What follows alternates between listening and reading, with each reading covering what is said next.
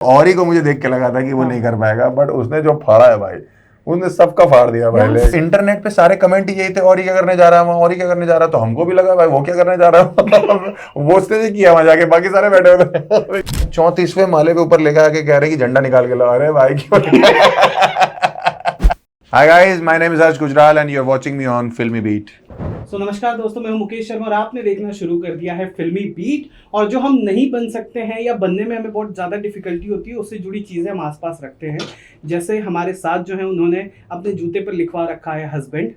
Husband बनने का क्या इरादा है? कब तक आपने एक ही जूता पढ़ा ना सर, इसलिए दूसरे वाले पे क्या लिखा हुआ है? बीवी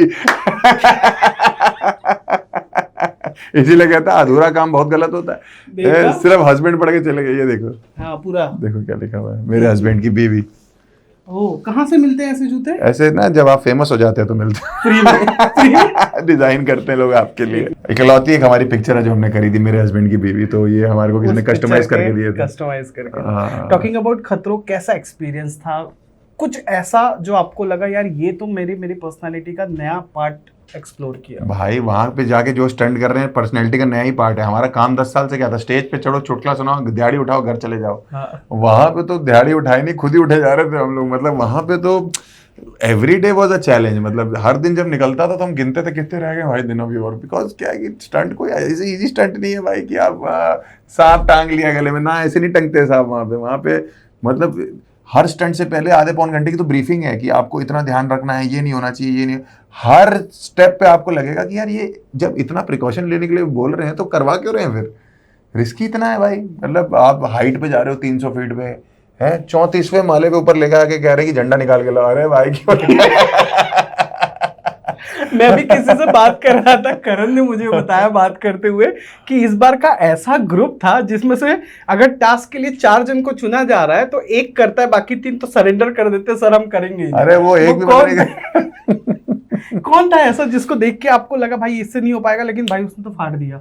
कौन था इससे नहीं हो पाएगा? आपको लगा? मुझे ऐसा लगा कि औरी को मुझे देख के लगा था कि वो नहीं कर पाएगा, बट उसने जो फाड़ा है भाई, उसने सबका फाड़ दिया भाई। सब लोग औरी के बारे में बिकॉज भाई सबको ये लगता था इंटरनेट पे, जब हम लोग इससे पहले फ्लाई करने से पहले जा रहे थे तो इंटरनेट पे सारे कमेंट ही यही थे, और क्या करने जा रहा है वहाँ, और क्या करने जा रहा है। तो हमको भी लगा भाई वो क्या करने जा रहा है वो उसने नहीं किया वहां जाके, बाकी सारे बैठे हुए थे और ही करेगा। बिकॉज उसका स्टाइल ही ऐसा था वहां पे बाकी ना कि जब तक सर बोलते थे कि रेडी फॉर स्टंट, नहीं रोहित जी मैं रेडी नहीं है स्टंट के लिए, मैं ये कर नहीं पाएगा, मुझे सांस नहीं आ रहा रोहित जी, मुझे ये हो रहा है। और जैसे ही स्टंट चालू होता था भाई ये आदमी कूद के उछल के उसका बच चले तो पार्टनर स्टंट में पार्टनर कभी वही कर दे, आप समझ रहे हो। तो he was up to the mark, he was ready for it। चलिए लास्ट क्वेश्चन हम ये जरूर पूछेंगे कि वो कौन सा दौर था जहां पर आपको रोहित शेट्टी का एक अलग ही साइड दिखा और आपको लगा भाई मामला बिगड़ गया, बंदा भड़क रहा है? वो एक टाइम था जिस दिन मैंने स्टंट के लिए बोला था कि मैं नहीं करूंगा, उस दिन। अच्छा, आप थे उनमें से एक जिसने सरेंडर कर दिया था? गाइस, करण भाई की डिटेल गलत नहीं है, करण भाई खुद इतना गलत है Okay. यार मैं आपको बताता हूँ, देखो हर स्टंट कहीं ना कहीं ऐसा है, किसी ने तो बोला ही होगा कि मुझसे नहीं होगा भाई, क्योंकि किसी ने किसी को कोई डेंजरस है, किसी ने कोई डेंजरस है। तो उस दिन मुझे रोहित सर का वो रूप दिखा था कि एटलीस्ट ट्राई करना चाहिए। डांटा उन्होंने उनको बहुत सारा, लेकिन उनकी डांट में भी ये होता था कि 10-15 मिनट बाद वो नॉर्मल हो जाते थे और फिर हंसने खेलने लगते थे, इसलिए हमें हिम्मत मिलती थी कि अगली बार भी कर सकते हैं। Done, thank you so much. ये बता दीजिए आपका जो सेट फैन बेस है उस एक अलग ही ऑरा है फैंस का, वो आपको खतरों में देख के आपको क्या लग रहा है? एक सरप्राइज एलिमेंट उन्हें देखने मिलेगा, हर्ष का एक नया रूप देखने मिलेगा, ये यही हर्ष वहां भी था? मतलब मोर और लेस हर्ष ऐसा ही था, बस ये है कि आपको ये पता लगेगा कि एट द मोमेंट जोक मारना जितना डिफिकल्ट है और हम कितनी आसानी से मार लेते हैं वहां पे।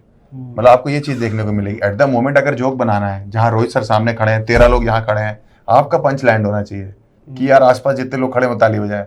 वो लैंडिंग अगर आपने कराई है तो एटलीस्ट आप कुछ डिफरेंट हर्ष दिखोगे, क्योंकि स्टेज पे तो आपने चलो जोक लिखे हुए हैं, आपकी अपनी ऑडियंस है, सब कुछ है, आपके पास एक कंफर्ट फैक्टर है, आप स्टेज पे रोज जाते हो। वहाँ साउथ अफ्रीका के एक जंगल में खड़े हो गए जहाँ 13 लोग खड़े हैं, आसपास कैमरे लगे हैं, सामने रोहित शेट्टी जी खड़े हुए हैं, वहां आपको अपने जोक लैंड कराने हैं 8 घंटे तक। इजी नहीं है भाई। अच्छा आपने देखा था लास्ट टाइम मैंने आपको याद दिलाया था कि हर्ष और भारती ने भारती वाला क्रेजी था। तो मुझे रोहित सर की टीम ने ये बोला कि sir last time Bharti ma'am के सीजन में मजा आया था, अब मजा आया। देखा, मैंने जाने के पहले ही कहा था आपको। Well, thank you so much. कैसा लगा फिल्मी बीट से बात? अरे फिल्मी बीट बहुत बेहतरीन आदमी है, मेरी तरह एकदम खुद ही बोलते खुद ही हंसते thank you thank you thank you thank you so much भाई।